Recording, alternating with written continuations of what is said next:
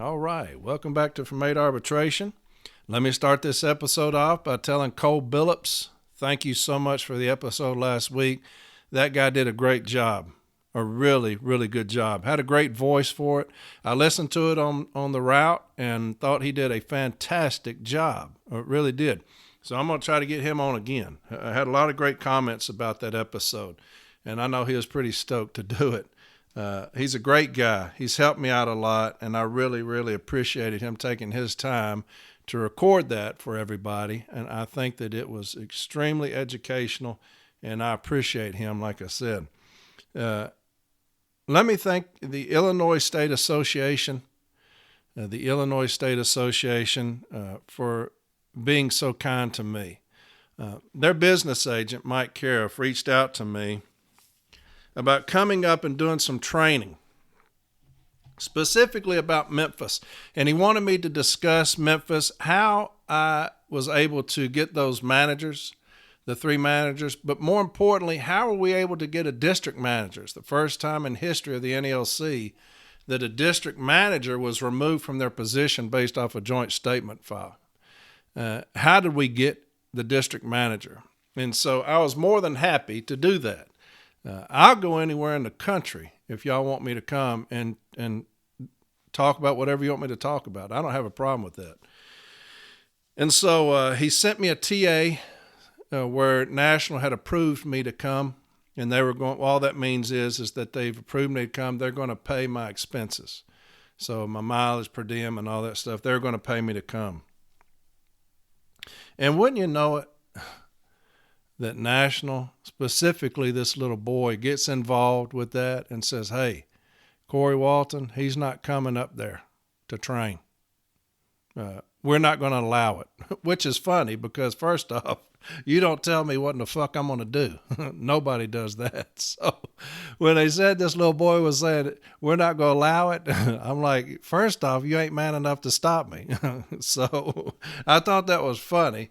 But anyway, he's telling the business agent he's not coming. We're not going to pay for him to come. And so the business agent tells me, hey, look, you're coming anyway. We'll do whatever we've got to do, but you're coming anyway. Well, the Illinois State Convention, this was last week, they get together, and this sweet sister gets up there and she makes a motion to pay me to come up there, my expenses per diem and all that. And by unanimous vote, the Illinois State Association said, yes, we want him to come. We're going to pay him to come. He's a brother that's about educating his people. And so by unanimous vote, they voted to do that. I cannot express enough how much that means, really. That by unanimous vote, y'all told certain members of the NALC to kiss y'all's ass, that y'all want to be educated by whoever can come up there and educate you, which is what the N in NALC means, right? National Association of Letter Carriers. So the Illinois State Association understands that more than this boy who told them I couldn't come. What's ironic is this same boy is the one that was tasked at National to come kick me out. So I don't know whether this little boy has an infatuation with me or what, but I'm the wrong one, son. Let me tell you that. I'm the wrong motherfucker to fuck with. I told y'all the story about what happened at National when I thought it was a little girl that had come up, and a lot of people were, coming up, wanting to talk to me, wanting to take pictures. I thought it was a little girl wanting to come take a picture with me. And, had a pretty little ponytail. And so I'm thinking, well, let's, how are you? And it was a guy's voice. And I was like, oh, shit, it's not a girl. And so he was like, can I talk to you in the back? Sure. Remember the conversation where I said he was talking about I wasn't vaccinated? And I said, I got this email. And he said, I misread the email. Well, remember I told you I keep receipts? So I put the email up on Facebook, from Arbitration, the Facebook page, this last week. And here's the email, and I'll tell it to you. You tell me if I misread it or not, like this little boy said I did. And this was from July of last year. And it's a long string. I only put up 4 clips of it, the ones that are important. And it was about me going back and forth with my vascular surgeon, sending this documentation to National. They asked for more. It's kind of like management. They keep fucking with you about your documentation. So I sent more documentation back, this needs to be clear, and I'm thinking, damn, I'm dealing with management here. But anyway, they finally approved for me to go out of state because I can't get vaccinated. So I say, thank you for reaching out. Am I still prohibited from going to the national convention? That was July 15th. July 18th, they send back, hello, we'll verify and get back to you. Thank you. Same day, July 18th, a couple hours later, they send back, NALC sends back, you are able to go to the convention as long as you follow the NALC safety protocol. I'll read that again. You are able to go to the convention as long as you follow the NALC safety protocol. And I say, thank you very much. Now that's the email. So you tell me, how did I misread that? Like this little boy was saying I did. So I would have just, as soon you come back there and said, hey, we don't want you here. Just do that. Just be truthful with me. Don't be a little shit about something. Just be truthful with me. Say, hey, Corey, you got this podcast. We don't agree with it. We don't want you here. Just do that. Don't come back there and lie to me or try to patronize me. And I'm thinking maybe this girl's ponytail is too tight if she's saying that to me. But unfortunately, it was a guy. And so this same guy who did that was the one who called the business saying I ain't coming. Well, surprise, motherfucker. I'm training whoever I want to train. All right? I say that because from the very beginning, all I wanted to do was educate. That's it. All I've ever wanted to do is educate. Because there are too many that don't. And there are too many that won't. And so I'm going to fill that void for these smaller stations, even for the bigger stations, for the big associations. I'm going to do that. I'm going to educate as much as I can.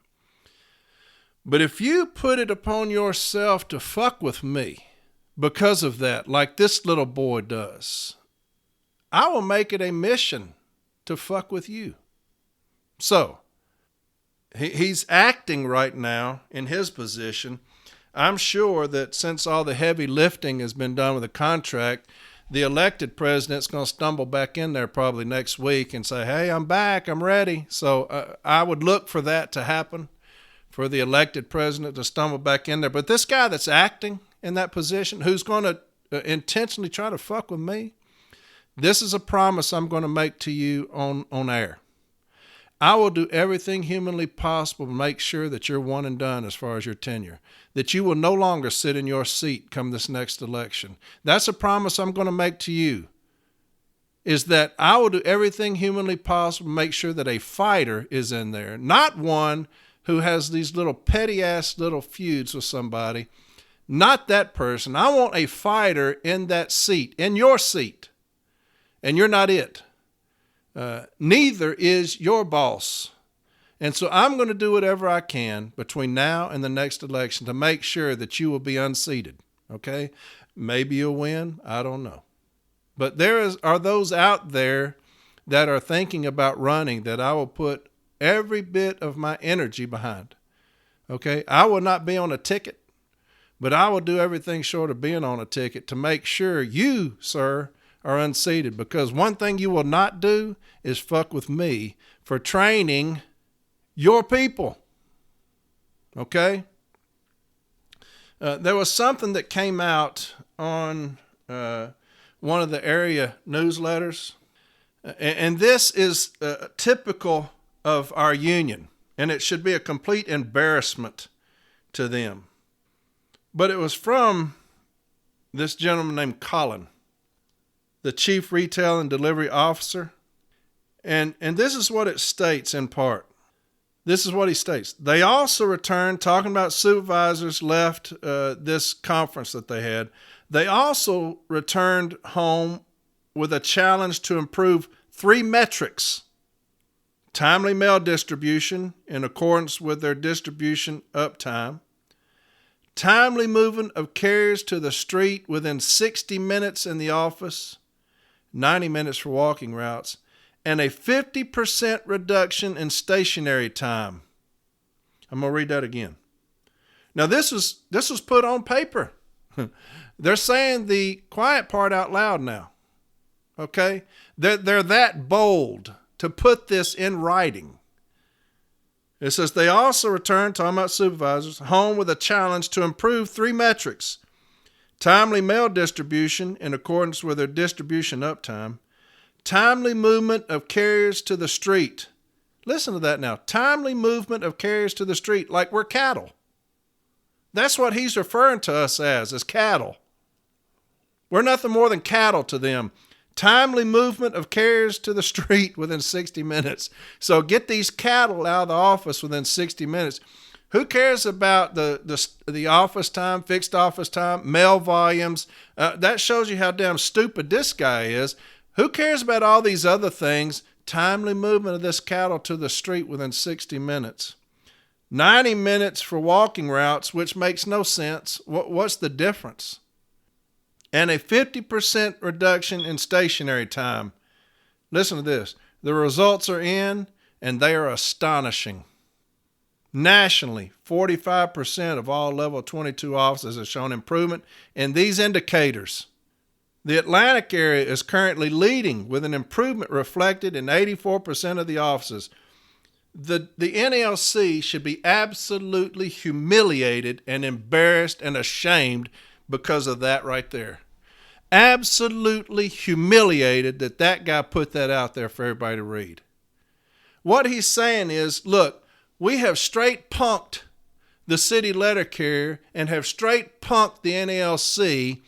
We have put in these fake-ass metrics, right? And the results are astonishing how these cattle have fallen in line. How long have I sat on here and talked about this hour office time? How long? Do you know when I put up that the hour office time episode? Remember that with Sean Colleen had that B-team decision where we won the hour office time?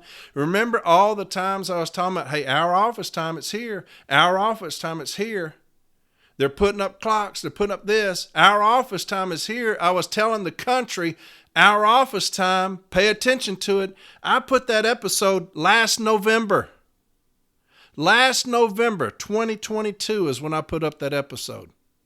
Begging the NALC to what? Stand the fuck up and do something about this hour office time. You see why? Do you see why I was saying that? Because I know management better than they know themselves. Do you see why I did that? Now I've got an AVP telling you, look, we implemented this hour office time and it's astonishing the results. Where's the union at?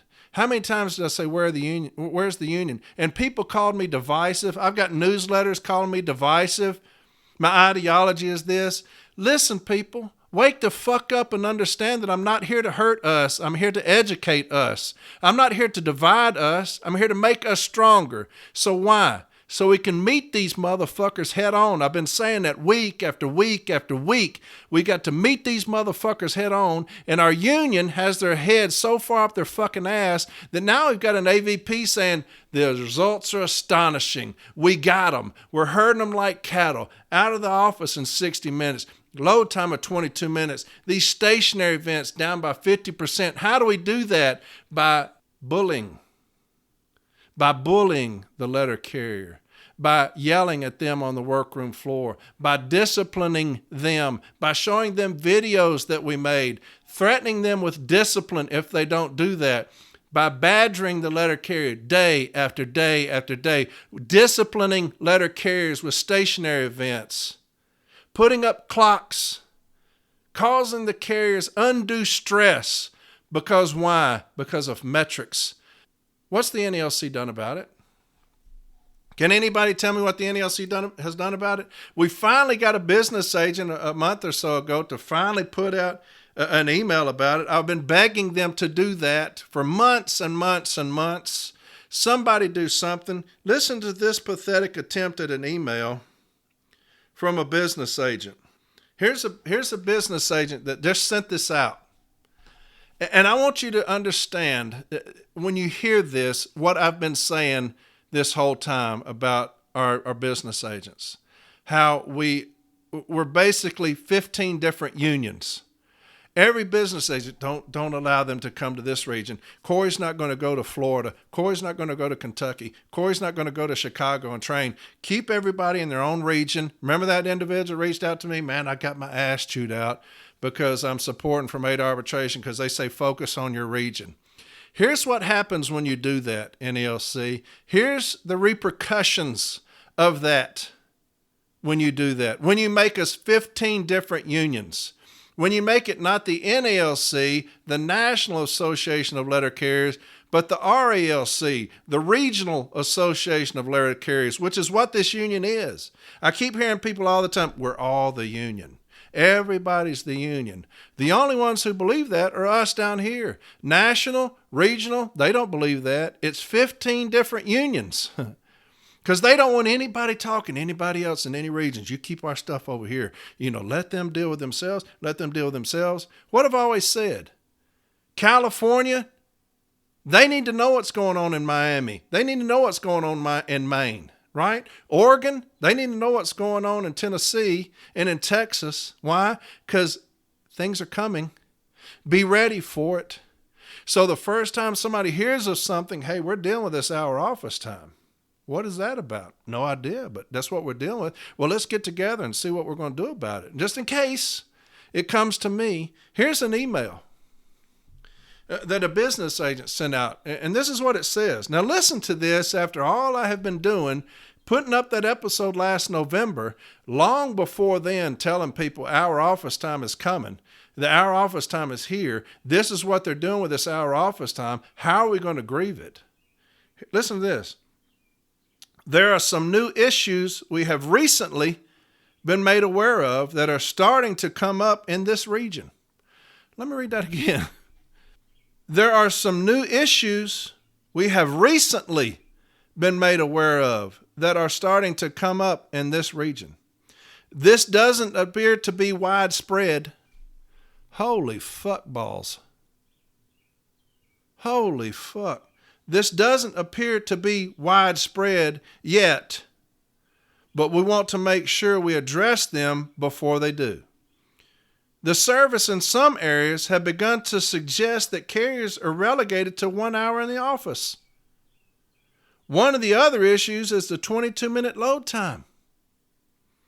My office will have a branch president meeting where we will address these issues in more detail than I can in this forum in just a few days. We will also be providing a grievance starter for stewards and branch officers to use to address these violations. Then he talks about the 1 hour office time, talks about the 22-minute load time, does a good job of telling what's going on there. Think about that. That's what happens. This email is what happens when nobody talks to anybody. When we make it this region over here, we just keep your shit in here. Just keep the stuff in this region. When we talk about these regions, hey, don't let anybody come over here and talk to us about what's going on out there. We're going to just keep ours confined to ourselves. This is what happens when that does that. We are not the National Association of Letter Carriers. If we were, Ponytail Boy, rather than worrying about me, would be telling everybody, what are we doing nationally about the 1 hour office time? Do you know how I know he's not doing that? Because of this email right here. That's how I know.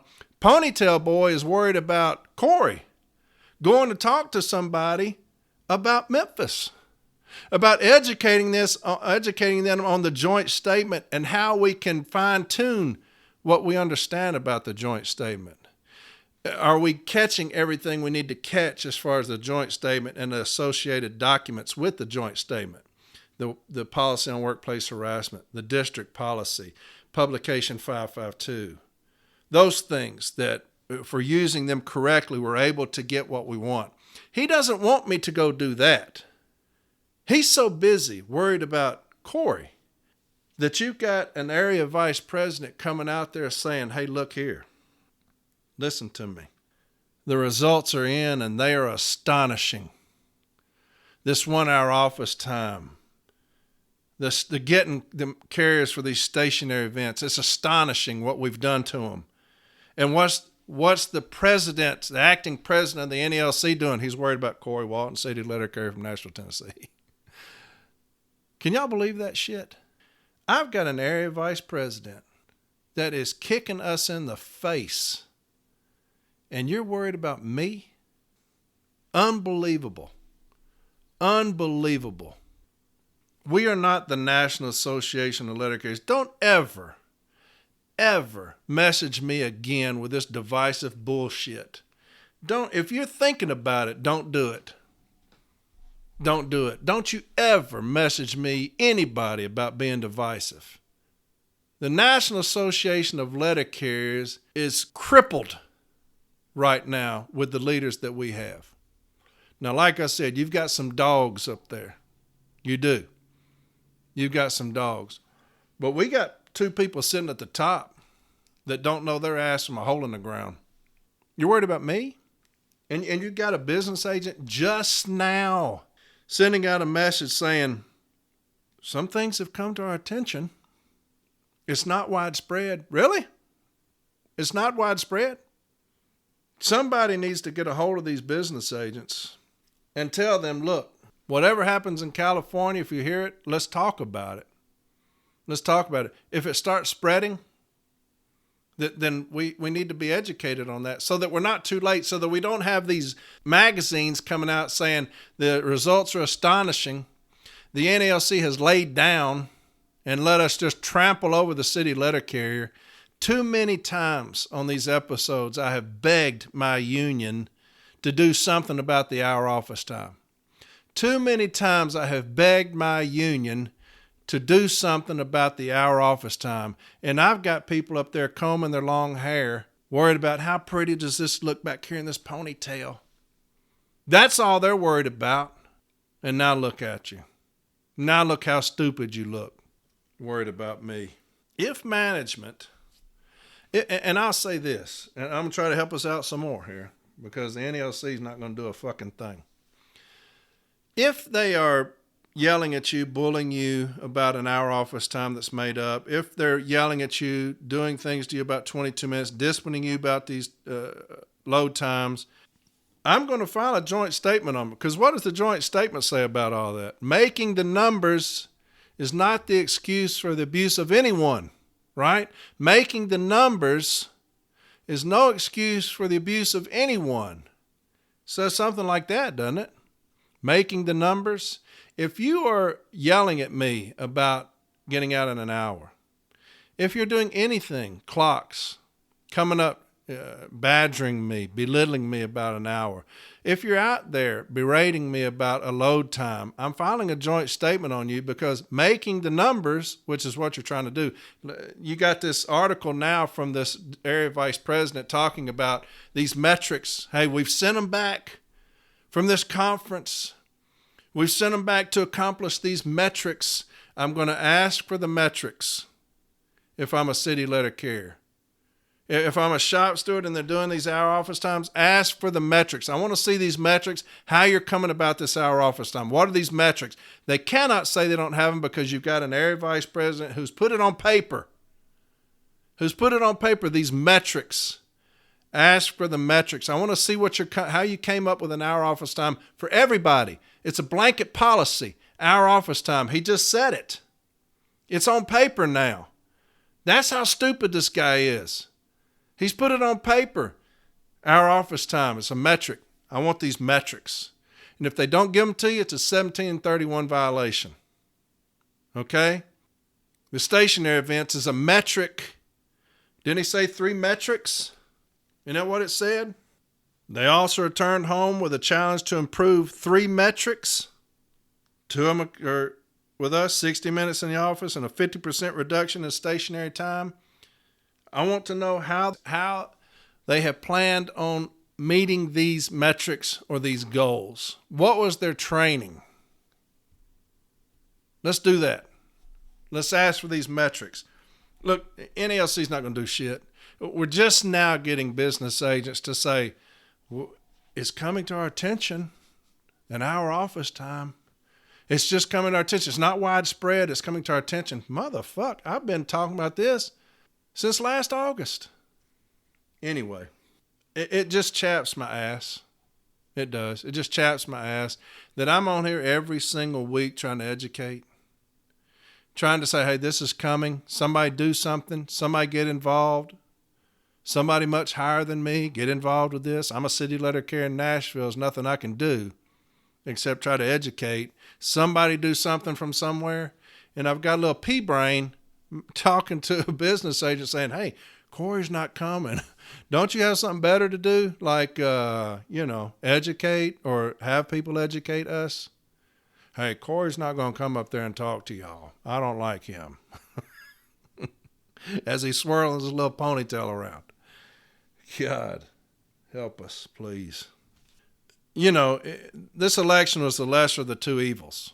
We weren't going to elect the last guy. He's cuckoo. The other guy. Now, this one was the lesser of two evils. Now, this ticket had some heavyweights. Manny Peralta, Toth, Henry. You got some heavyweights on this ticket now that I'd go to battle with. But damn it. Mark my word, you're going to have the elected one come stumbling back into office this week now that all the heavy lifting's done on the contract. But I'll do everything in my power to make sure y'all don't see another term. That's a promise from me to you. I want fighters. I want fighters who fight management, who get us prepared to fight management, who says there will be no office left behind, no station left behind, no carrier left behind. That's what I want. Somebody who's going to say, hey, we're the National Association of Letter Carriers. We're not the Regional Association of Letter Carriers. We're going to do a better job of talking to each other. What's in your region that's bothering you? Will that affect another region? If you think it might, let's educate them. Let's get something on paper so these stewards are ready for it. So that when that stuff does come in, we meet it head on. How many times have I said that? You meet these motherfuckers head on. That's how you do it. You get yourself prepared and educated. We got losers up at the top who are more worried about me going to trying to help somebody than getting our people educated on things that are important, like this hour office time, so that you don't have papers coming out saying the results are astonishing. How we've herded these cattle, so-called city letter carriers, whose agent, the NALC, is more worried about a single city letter carrier in Nashville than protecting the other members. I want a leader. I want a hellraiser. I want a fighter who's going to say, look here, man, whatever you got to offer, we want it. Whatever you're doing, we want it. You're educating, thank you. We need more of it, rather than being a chicken shit, sitting under your desk, chewing on your hair, worried about, is he coming? That's fucking bullshit, man. Y'all have got to get yourselves a spine. A spine. We should be humiliated. Humiliated at that fucking letter, that paper, newsletter, whatever it is. We should be humiliated because of that. We're not. We're not. All right.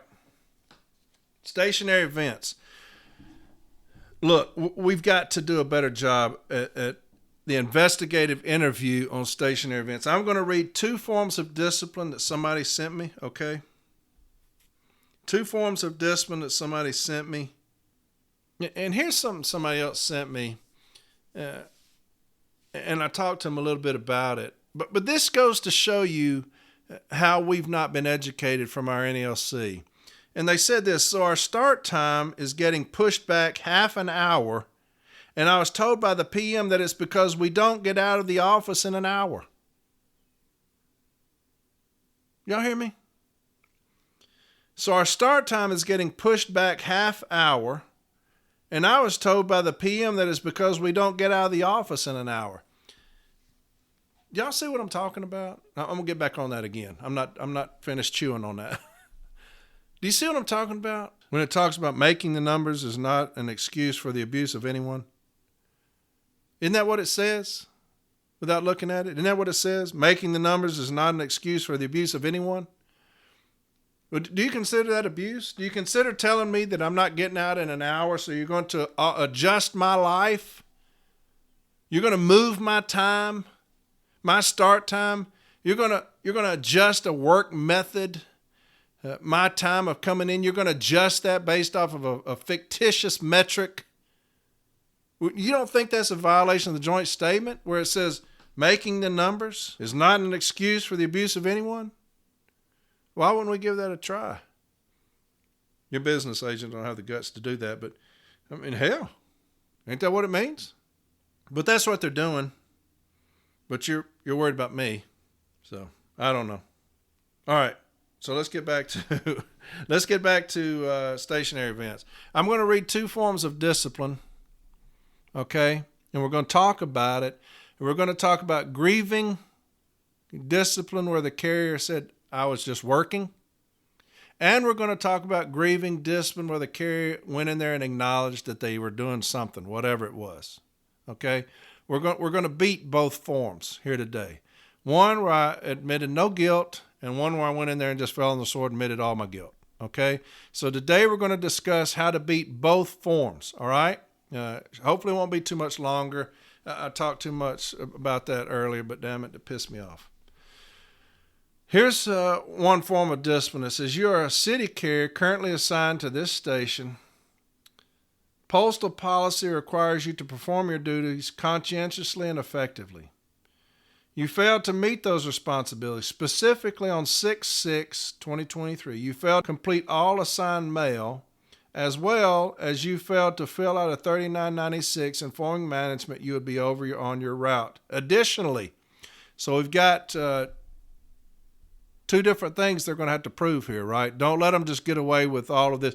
If they're going to talk about all these things in here, they're going to have to prove each one. Now, if even one of them falls, we're going to say that they didn't meet just cause for this discipline, okay? So when they talk about you didn't fill out a 3996, that's a charge to me. If they talk about now we've got stationary events, you're going to have to prove both of those, all right? You put it in a charge, you're going to have to prove it. So make sure if they're going to put all of these multitudes of charges on us that we make them prove each one. All right? So you got me with a 3996 and some kind of disposition of mail. Then it says additionally, so we're going to attack these two separately. You extended your break, taking a 14-minute break at 4700 this street, a 21-minute break at such and such street, a 12-minute break at this street, a 17-minute break at this street, and an extended lunch at this address for 42 minutes. When given an opportunity to explain the extended breaks, you refused to answer, as well as admitted that you failed to turn in a 3996. Had you not taken extra breaks and extended your lunch, all mail could have been delivered. And they got me with 665.13, discharge of duties. Employees are expected to discharge their assigned duties conscientiously and effectively. Then secondly, 667.15, loitering. Now, they did not put in there my requirement to put in a 3996. So I'm going to say that by you not putting in any provision of a requirement to turn in a 3996, I cannot be found guilty of that. The only thing you put down is 665.13 and 667.15. Nothing about reporting requirements was put down on this letter of warning. So I'm going to say there is no requirement. That's exactly what I would tell an arbitrator. Mr. Arbitrator, there is no requirement that I'm supposed to turn in a 3996. And he's going to laugh at me. He's going to be like, well, damn, you're right. Because this is the charge. It's no different than a charge in court. Right? So if you're going to tell me that I'm violating some kind of postal policy, isn't that what it says? Postal policy requires you to perform your duties conscientiously and effectively. Okay? Where does it state that I'm supposed to turn in a 3996 for anything? Reporting requirements? Is there anything in the M39? I'm not doing their job for them. But this here doesn't say anything about my responsibility of a 3996. So I'm going to make that contention, and I'm not going to defend it in any more than that. The letter of charges does not identify any handbook provision or manual that requires me to turn in a 3996. Okay? Don't do their work for them and start contending all this bullshit about reporting requirements. Don't do that. Don't do their job for them. I'm simply stating in my contentions, the letter of charges has no contractual provision stating a requirement to turn in a 3996. Is there a rule? What's the rule? There's not one cited. There's not a rule cited that I have to turn in a 3996 on this letter of charges. Right? Is there a rule? Is the employer aware of the rule? Okay? Don't do their homework for them. Do not get into M41 reporting requirements. Do not put that in your contentions. Don't do it. I'm going to simply state what I just said. The letter of charges has no provision of any handbook or manual that requires the city letter carrier to turn in a 3996. And that is my contention for that first charge, right? Additionally, talks about the stationary events.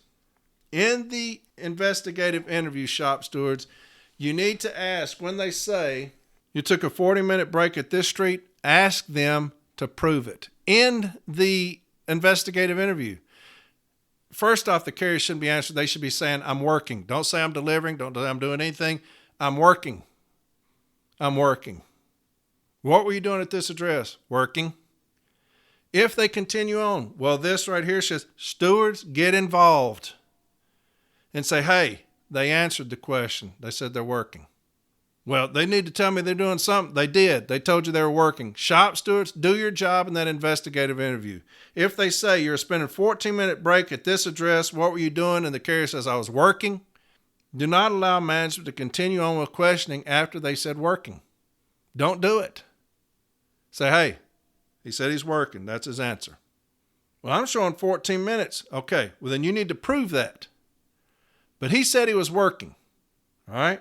And they say, you were 21 minutes at this address. What were you doing? Working. So for 21 minutes, he said he's working. That's the answer.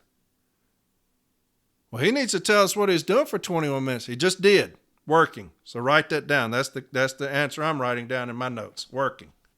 You extended your lunch for 42 minutes. What were you doing? Working. So for 42 minutes, working. That's the answer. That's the answer. Do not do their job for them city letter carriers in these investigative interviews. Every answer is working. Working. So for 21 minutes, the answer was working. Let's move on. He needs to tell me what he's in. He told you what he's doing. Working. Exactly what he's doing. Okay? Does everybody understand that? I'm working. Shop stewards, do your job. Do not let management badger that grievant in there. The grievant. Do not let management badger that carrier in there after they say working. All right? And we're going to tell you what to do here. Then it says 667.15 loitering. Carriers must not loiter or stop for unnecessary conversation on their routes. Employees must not linger about cases or racks after their tours of duty have ended or report at cases or racks before their tours are scheduled to begin. They cannot prove that charge. Carriers must not loiter or stop for unnecessary conversation on their routes. They can't prove it. You know why? Because they weren't out there. They cannot prove that charge. First off, I've read the language to you over and over again, and I'm going to read it to you here again today. 134 of the M39 handbook, and this is going to be in your issue statement. I'll talk about it in a minute. But it talks about loitering. Okay? 134.11, and I'm going to read all this to you again. And next week, I may do it again. And then the next week, I may do it yet again. Why? Because I'm the only one doing anything about this shit. 134.11. Street management is a natural extension of office management. All carriers are to be notified to expect daily supervision on the street just as they receive daily supervision in the office. For a delivery manager to fully understand and control the organization, the manager must be aware of any conditions that affect delivery anywhere within the service territory. 134.12. Accompanying carriers on the street. That means going with me on the street. Listen, everybody, this is how you're going to beat this discipline. Okay? Accompanying carriers on the street is considered an essential responsibility of management and one of the manager's most important duties. Managers should act promptly to correct improper conditions.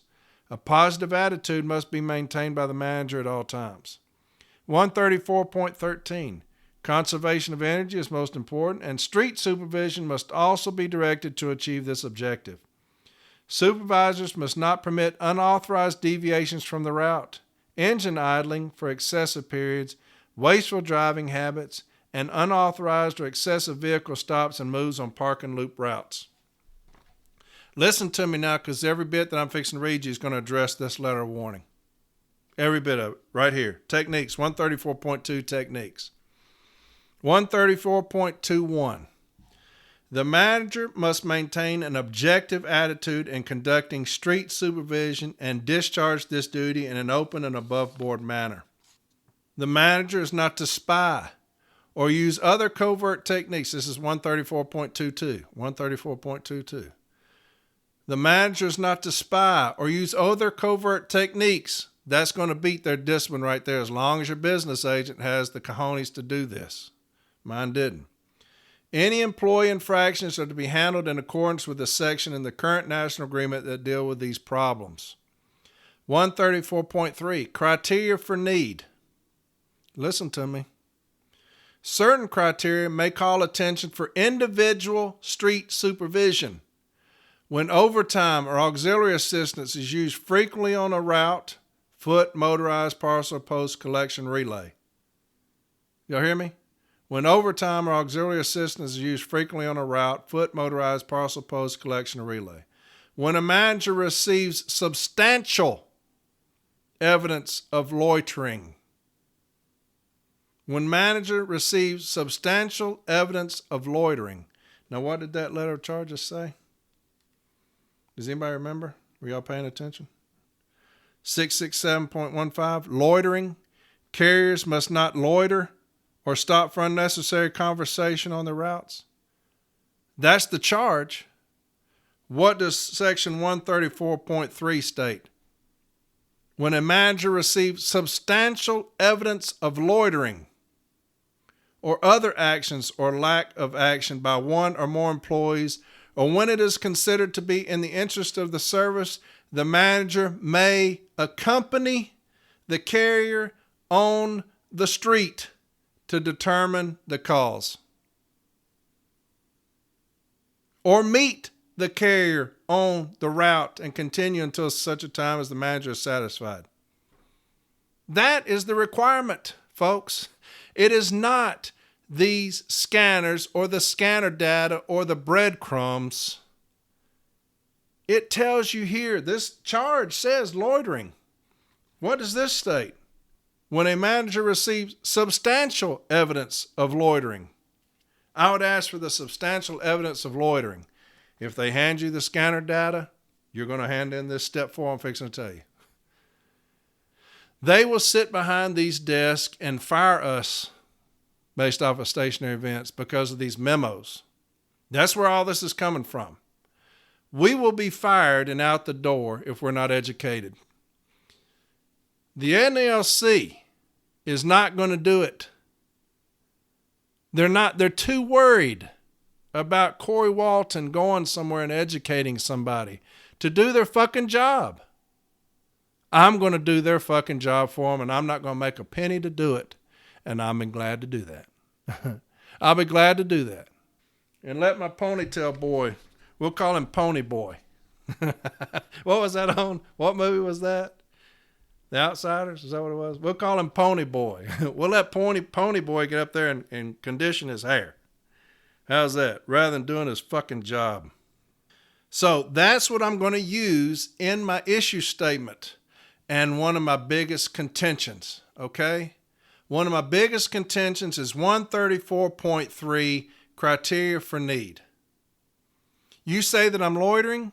I need substantial evidence of loitering. And then you're going to have to go out there and see me. You know why? Because you cannot spy on me or use covert techniques. That's why.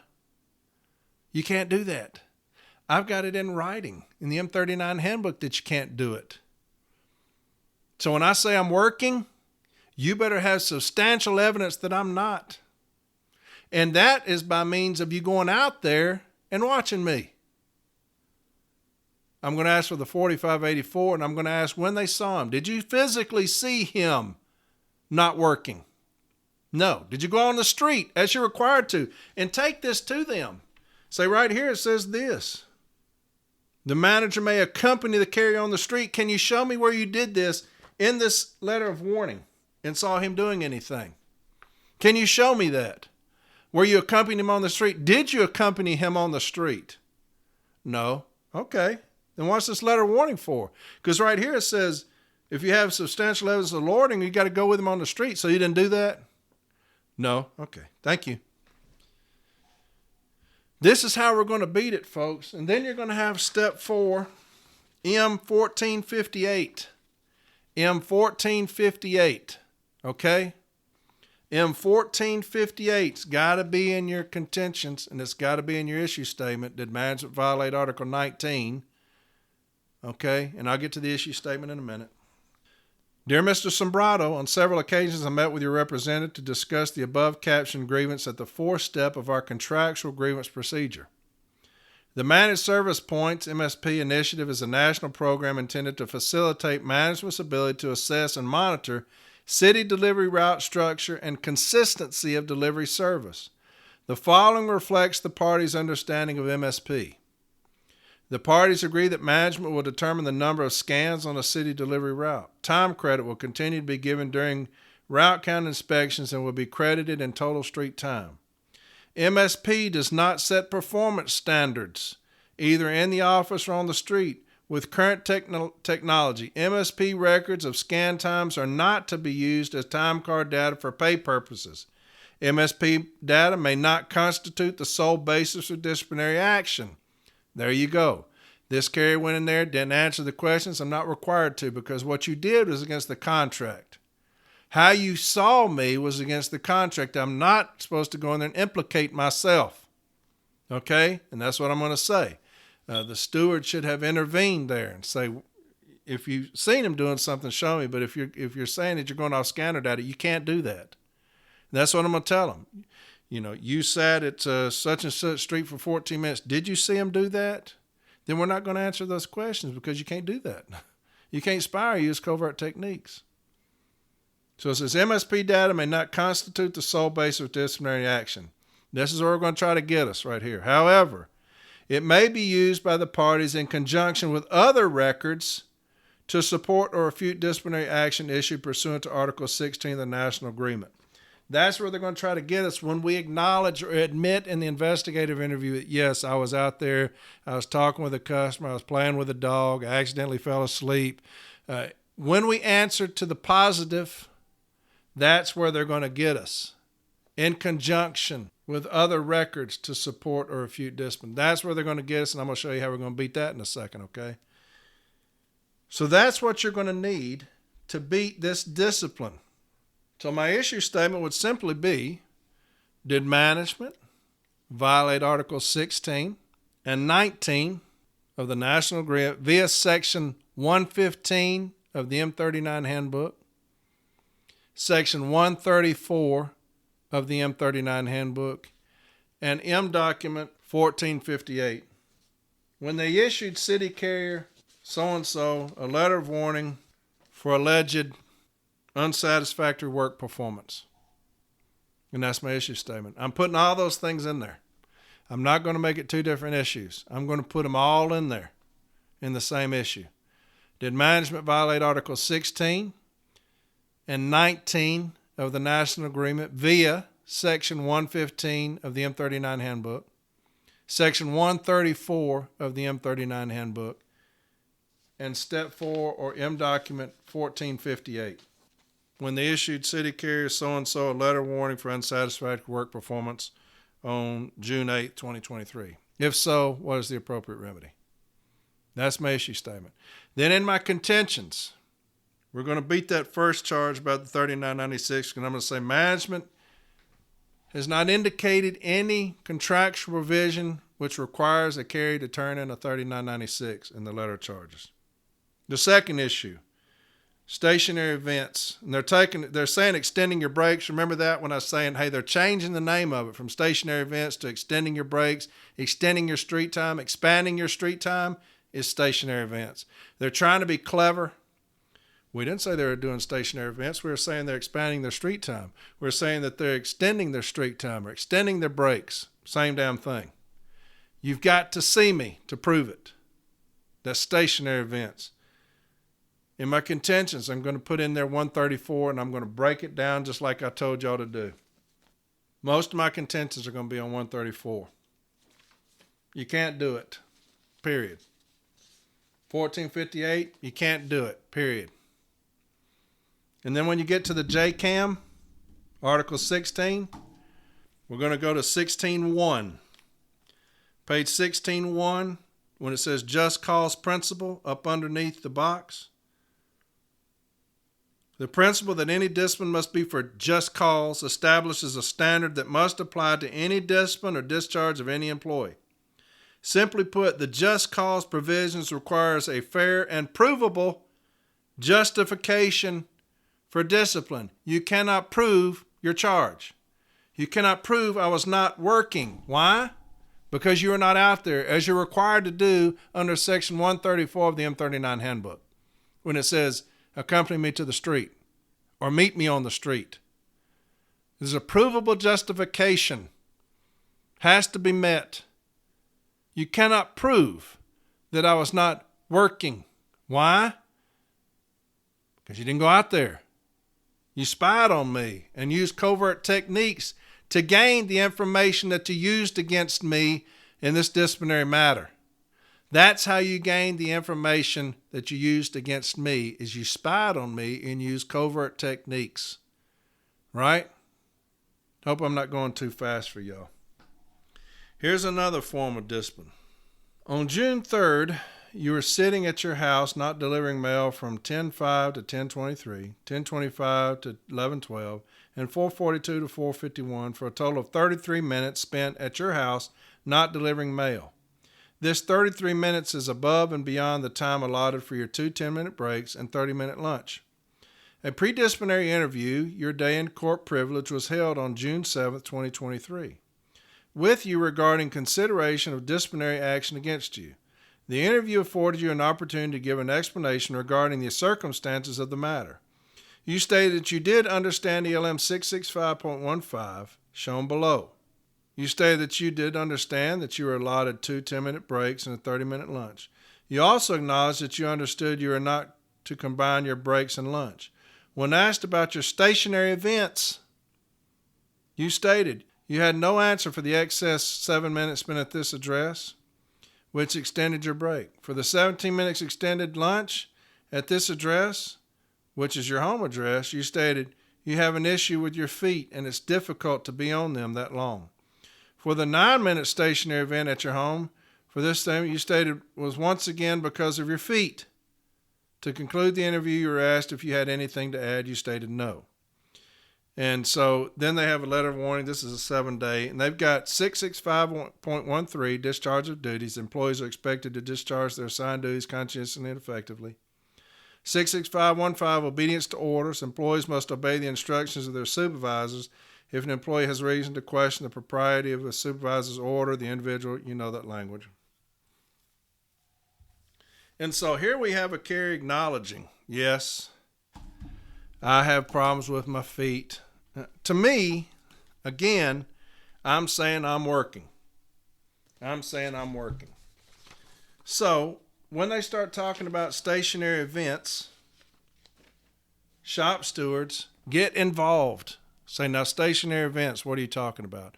Well, they're sitting somewhere for, extended periods of time. All right, where are you getting that at? We need to see that, because in the investigative interview under the just cause principles, was a thorough investigation completed, right? Was a thorough investigation completed? This is the employee's day in court. And what is he given the opportunity for? To answer to the charges being brought against him or her. This is our day in court to answer to the charges and be able to defend ourselves against the charges being brought against me. Right? So shop stewards make sure that management is putting on the table the evidence to give and carrier the opportunity to defend themselves against that. So when they say you have stationary events, let's see them. Before the carrier answers one question, let's see them. And don't let them say, why did you extend your lunch? Why did you sit somewhere for this amount of time? Why did you do this? Don't let them do that, shop stewards. That's accusatory. If they're saying, look here, now why did you take 10 minutes stationary event here? Don't let them answer that. That's accusatory. They must say, did you? Did you extend your street? Did you have a stationary event at this address for 10 minutes? I don't know. I was working. Do you remember sitting here yesterday for 15 minutes? I don't remember. I was working. Did you extend your lunch by 12 minutes yesterday? I don't know. I was working. Shop stewards, make them put the evidence on the table. That's our day in court. Say, how are you coming about this? Where are you seeing that they extended anything? Where are you seeing that at? Right here. What is that? That's this report we get. Oh, so you didn't go out there and see them? No. Write that down in your notes. We've got to be more aggressive on this, folks. We have got to be more aggressive on this. They are firing us. They are putting us out the door. The NALC is not worried about it. I am, because I don't want to see anybody get in trouble. I don't see the first carrier out of our 200,000 carriers. I don't want to see one of them get any discipline based off of this bullshit here. So I'm going to do this as many times as I've got to do it. If I'm the only one doing it, then I'll be the only one damn doing it. I don't have any hair to condition myself. I can't put my hair in a ponytail. A long, pretty blonde ponytail. I can't do that. I'm bald as shit. So I'm going to spend my time that I would normally conditioning my hair and making sure it's in a nice tight ponytail. I'm going to spend that educating y'all, okay? So make sure in that investigative interview we're not letting them give us accusatory questions or ask us accusatory questions. Why did you extend your street time? Why did you have a stationary event? Why did you extend your lunch? Why did you take 4 breaks? Don't let them do that. That's accusatory. Have your carrier prepared before you go in there to answer questions if it's dealing with stationary events. At this address yesterday, it shows that you were stationary for 12 minutes. Hold up. What shows? Well, this right here. Let me see what that is right there. Carrier's got an opportunity to answer that charge, right? He needs to see what he's being questioned about. He needs to see what you're using against him. Let's see what you got there. Okay. Where are you getting that from? That's from the NALC. All right. What is that showing right here? Well, this shows right here that you see this. It shows you were sitting for 12 minutes. Oh. Did you see him? No, I didn't see him. This right here shows it. Oh, okay. What is this called again? You're taking notes right here, folks, in your investigative interview. You're taking notes. Protect your carrier. Okay, so this came from where? You saw this on the computer? Okay. So you didn't go out there and see them? No. Okay. All right, so this came off of the scanner, I take it? Scanner data? Yeah. Okay. All right. So what was the question again? This 10 minutes, the carrier is going to be prepared. I was working. You're working? I was working. Well, this shows you weren't doing anything. Well, hold up. Hold up a second. The carrier's answer was he's working.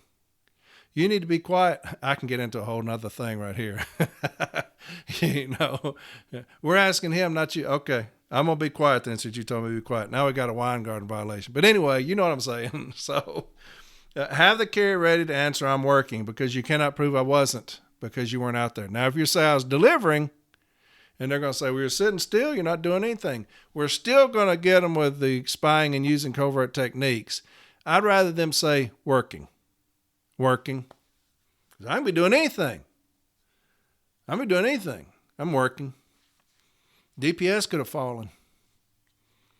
Parcels could have got out of whack in the back. Had a turn, all my parcels collapsed on each other. Put a tray of DPS, it fell. I'm not going to answer those things. I'm going to say I'm working. I'm working. Another thing is it's getting hot. Summertime. You're going to have more heat breaks. You got a lot of these managers that are telling their carriers there are no more heat breaks. That's another thing that's coming into me. Immediately file a grievance on that on Article 14. Immediately file a grievance on that on Article 14. If they're saying that. Immediately. Don't let them do that to us. These metrics, they're going to be watching us on these stationary events. I'm telling you, they're going to come in here and try to cut out these extra heat breaks. They're going to try to do that. Have your carriers prepared. Take breaks as needed in this heat. I'm getting off on something else, but that's just something that came into me. Because you got some dumbass talking about these 3 metrics and the union not doing shit, okay? But I'm saying I'm working, okay? Now, I've got an arbitration site for you that you're going to use in all of your cases if we acknowledge guilt or we don't acknowledge guilt. But especially if we acknowledge guilt, and that's how we're going to beat that. Because under 1458, what did I say? Remember that language I said they're going to use against us? However, it may be used by the parties in conjunction with other records to support or refute discipline. They're going to use your investigative interview to support. That's going to be there in conjunction with other records. They're going to use that investigative interview saying, hey, he acknowledged it. He acknowledged what he's doing, because as soon as you acknowledge it, you're guilty. Management's job is over. So as soon as you acknowledge guilt, their job is done. It's over. Right? Here's the decision you're going to use to beat that. Even if they say they're guilty, here's what you're going to use. It's Arbitrator Wolitz. It's C32778. 32778. And her award summary says it all. Okay? We must find that management violated Article 19 of the National Agreement via the M39 Handbook when using covert techniques to spy on letter carrier Martin Smith on February 1st, 2016. The grievance is sustained. In remedy, we order that management to cease and desist observing carriers in violation of the M39 134.21 and 134.22. Furthermore, we find that the information gathered as a result of the observation of letter carrier Martin Smith is fruit of a poisoned tree, and therefore must be deleted from all records of the Postal Service and Carrier Smith. It is hereby rendered null and void, as though it had never been collected. It therefore must be deleted from any disciplinary or other action taken against letter carrier Martin Smith and never referred to again. Bam. That's it. That's it. If I admit guilt, what they did, how they ascertained my guilt, is fruit of a poison tree. When they're questioning me about stationary events based off of spying and covert techniques, that's fruit of a poison tree. Whether I admit guilt or don't admit guilt, it's fruit of a poison tree. Okay? Put this decision in your contentions, and it's going to help your advocate out. That is as good a decision as you'll ever see. It's fruit of a poison tree. So I go in there and I say, well, my feet were hurting, so I took this break here. Well, you're going to get disciplined for these stationary events. Now, how did we come about those stationary events? This scanner data. Well, you can't do that according to 1458, okay? And Section 134, you can't spy or use covert techniques. So all that data you used to find guilt or to question me in my investigative interview, all of that data that you have is fruit of a poison tree. So my admission of guilt was based off of fruit of a poison tree. It's ill-gotten gains after we proved that what you did was fruit of a poison tree. How you ascertained that I was having stationary events. That documentation, those breadcrumbs, that's fruit of a poison tree. So my admission of guilt can no longer stand because you got my admission of guilt based off of fruit of a poison tree. It's ill-gotten gains, okay? That's how you're going to argue those disciplines where the carrier, based off of stationary events, based off of scanner data, when they acknowledge guilt, for those that do, some just are compelled to do that. They cannot go in there and say I was working. They just feel like if I just tell the truth, here, I won't get in trouble. No, you have it right there. It's a metric from the AVP. It's a metric about reducing stationary events by 50%. How are they going to do that? By disciplining the shit out of us. That's how they're going to do it. By disciplining the shit out of us. And we got Pony Boy and Staggering Boy up there not doing shit for us down here. Not doing a damn thing. I'll do it. Okay? We'll do it here. Because they're too worried about me.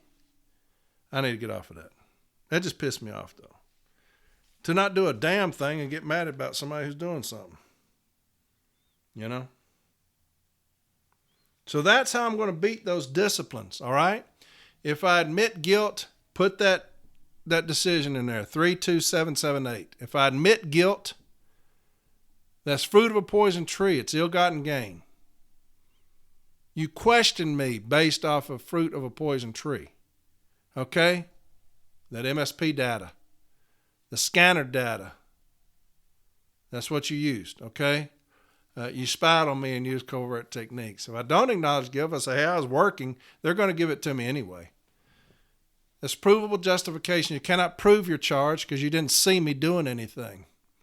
You used scanner data, which you can't use based off of 1458 and 134 of the M39 handbook. You can't use that because it's spying and used covert techniques. So you have no provable justification because it tells you what you need to do if you think I'm loitering. Okay? I hope all this has made sense. But that's how we're going to defeat stationary events. What we're going to do, okay? So you've got Article 16, specifically, provable justification. 115 of the M39 handbook, specifically who, what, when, where, why. You can't answer those things because you weren't out there. You didn't see me doing it. Okay? You got 134 of the M39 handbook, which is the most critical. Talks about spying using covert techniques, and then if it talks about loitering, substantial evidence of loitering, you got to accompany me on the street or meet me on the street. They've done neither. You got 1458, which is critical. A lot of people say, well, we're not talking about MSP scans. It doesn't matter. It applies for this. 1458, M1458. All these things will be up on this episode, okay? So that's how we're going to beat stationary events, right? Look, I'm just here trying to help as much as I can. I know people don't like me. I don't give two fucking shits about that, really. Because I'm going to come on here next week and do the same damn thing. And then the next week, I'm going to do the same damn thing. Now, you can like me, don't like me. I don't give a fuck. I'm here to help my brothers and sisters in light blue, and that's all I'm going to do. I'm not here on behalf of the NALC. Those in the NALC that don't like me can kiss all my ass. I don't care about it. But you're going to have a hard time kissing my ass because you got your head so far up your own. Right? Maybe I'll pull your head out of your ass with that ponytail.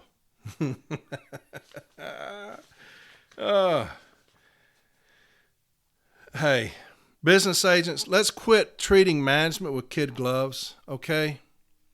Let's quit treating management with kid gloves. We've got this HIP training, hero training, where management has intentionally falsified that training. They've intentionally falsified this training. We've got management falsifying clock rings. That is rampant right now. Stewards, pay attention to your clock rings. For some reason, nationwide, this has gone crazy right now. And anytime you got an AVP talking about metrics, these are the things that we're requiring y'all to do, our office time, local management would do whatever they can to make sure that that metric is met, because they want to be what? They want to be astonishing, right? They want to be astonishing. When it says nationally 45% of all level 22 offices have shown improvements in these indicators, the Atlantic area is currently leading with an improvement reflected in 84% of the offices. They want to be at the top. Their district managers are going to say, hey, do what you got to do. We got to get up to the top. I want the AVP kissing my ass. Do what you got to do to be at the top.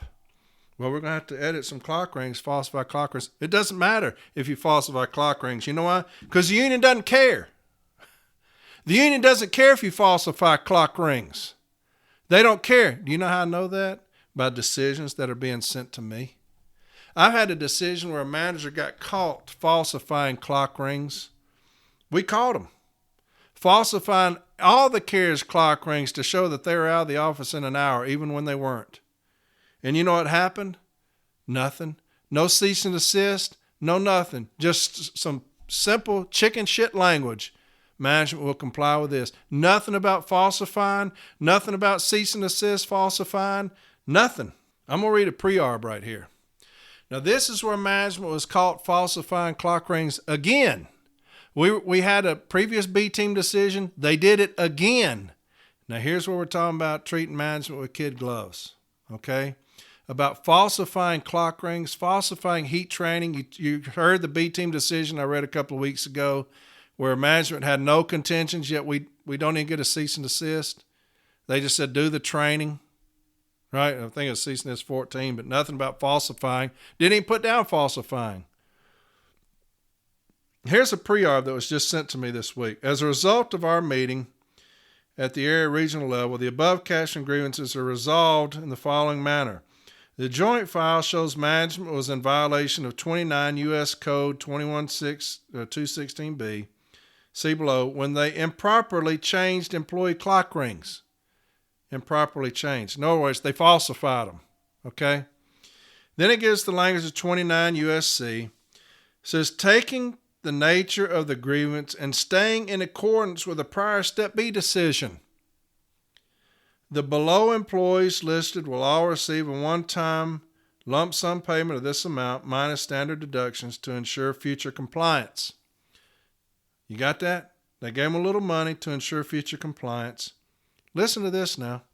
It is mutually agreed that this settlement is without precedence and cannot be cited in any other form except to enforce the provisions of this agreement.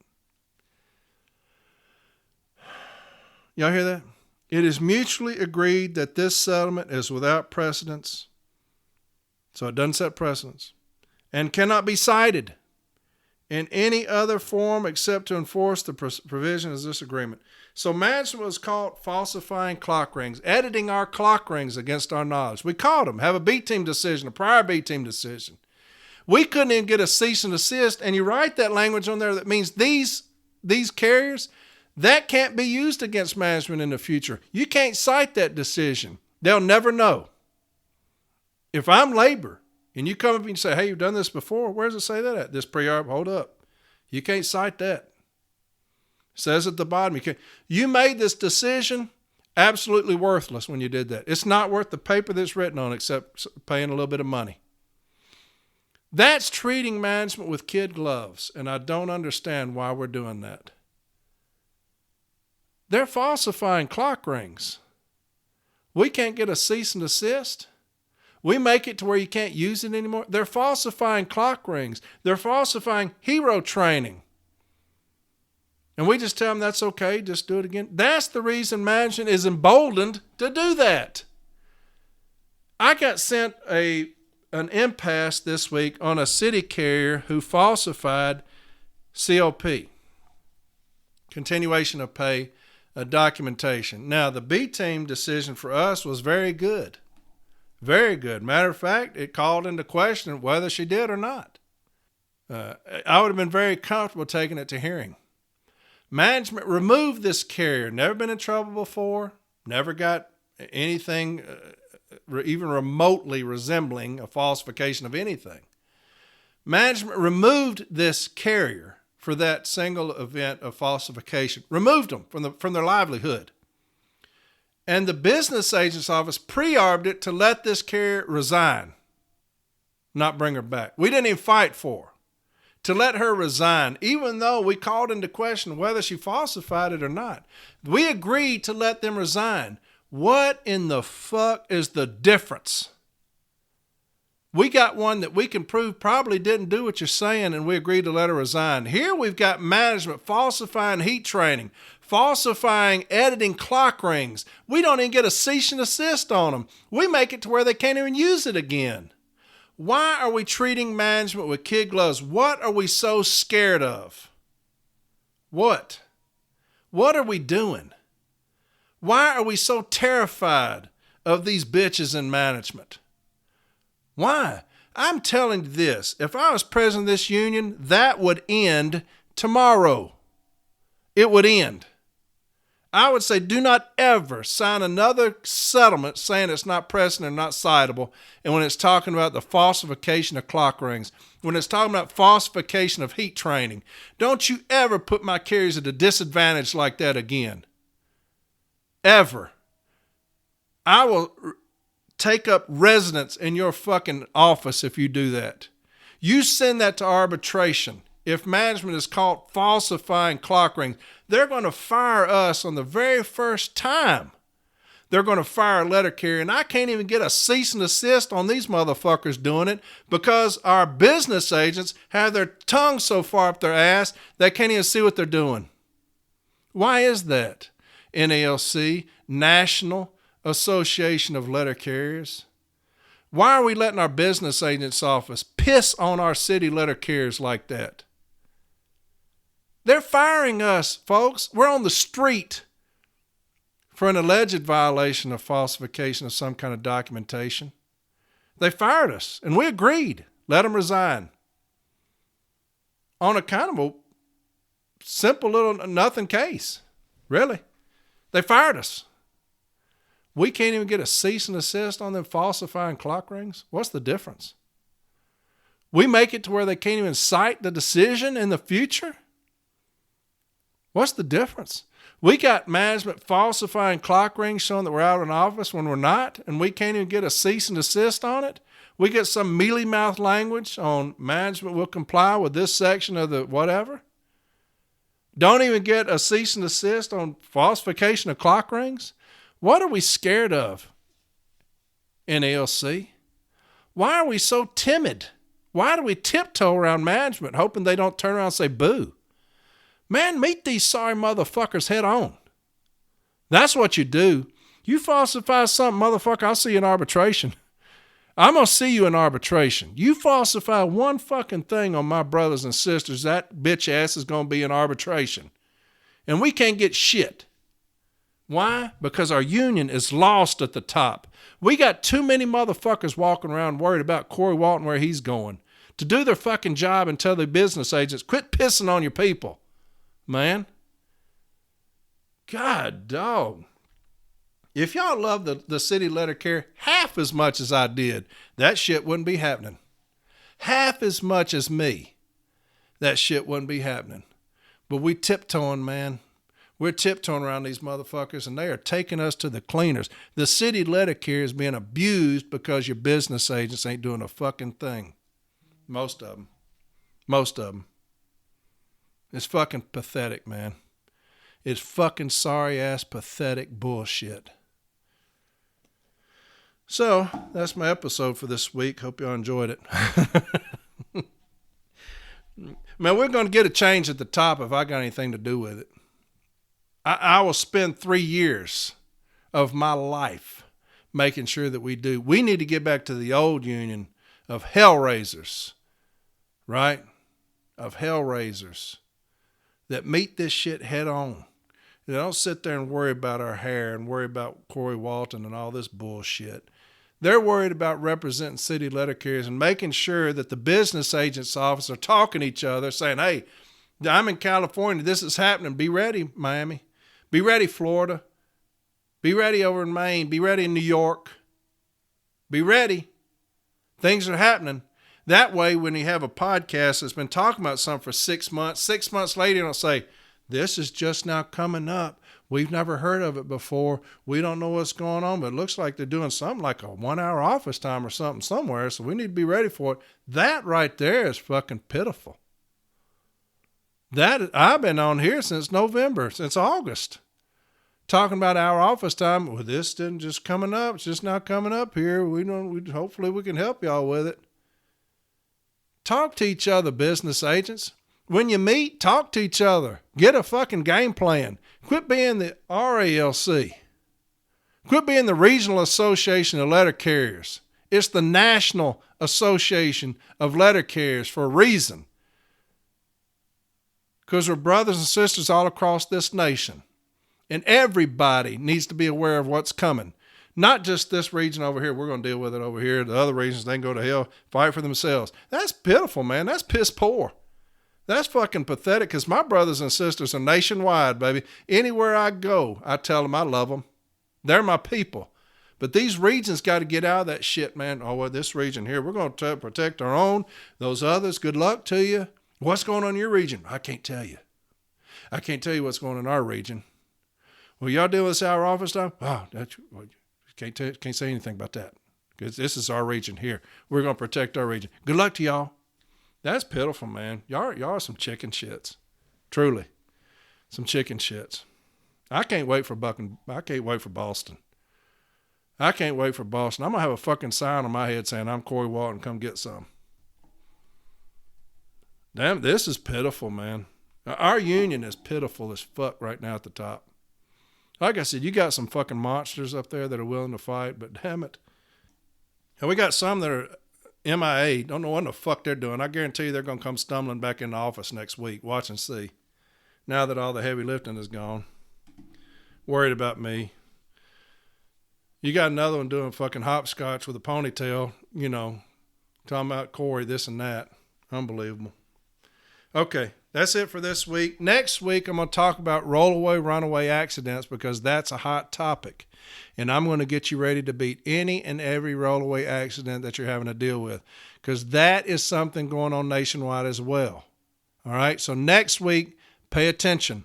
Very detailed on rollaway, runaway accidents. I've dealt with numerous rollaway, runaway accidents in arbitration and at my station. And so I'm going to get you ready to defeat rollaway, runaway discipline. All right, that's going to be next week. It's going to be a very good episode, okay? Look, I love y'all. With all of my heart, I love y'all, and I'm going to do everything in my power to protect you. I don't care who likes me and who doesn't. All right? I'm not trying to gain anything, so they can be mad at me all they want. They're not going to shut me up. Okay? But you will not target me. And that's one thing Pony Boy did is targeted me. Okay? So I'm going to make sure he gets unseated. He won't be in his seat in this next election because you targeted me. You're not going to fuck with me. Okay? That's just bottom line, plain and simple. That's how I was raised. You know what I'm saying? So I'll address that. So anyway, I love y'all. Have a fantastic rest of the week. That's going to help y'all with that stationary event, okay? The discipline, all right? I know it will. Just do your due diligence on that, okay? Next week, rollaway runaways, all right? I'll talk to y'all later. Have a fantastic rest of the week, and I'll see y'all then.